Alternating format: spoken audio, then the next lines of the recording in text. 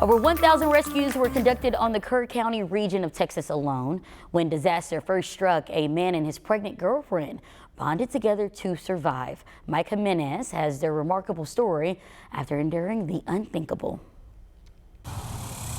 William Yonke says he and his girlfriend Alexis Vargas woke up after the electricity shut off in the early morning hours on the 4th of July. Then Alexis said she smelled water. Thought, what a weird thing, you know. She's 6 months pregnant, so I thought maybe her senses were heightened at that time. Yonke says he and Alexis jumped out of bed and felt water on their feet. They ran into the living room and he met his roommate Jackie.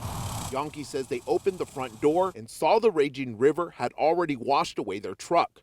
Yonke says he then heard a terrifying sound. The mobile home that was in front of us, the one we were looking out the front door, I could hear it cracking, the foundation, and I could see it moving, and like my stomach sank. That was two times in this entire story, that was the scariest I've ever been, because it was a reality that I didn't know what to do. Yonke says his roommate had one life jacket and gave it to Alexis. He ended up kicking the back door open. I looked at my girlfriend, and at that time, all the furniture had floated up into the hallway, and it was just me and her in the door, and my roommate.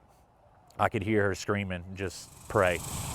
Soon Yonke and Alexis were floating down the river. I just told her, I could see her just enough to where I told her, you know, I love you, and grab a tree. Yonke says they ended up finding a tree and held on for about an hour and a half and had lost Jackie, who had her dog Jack with her.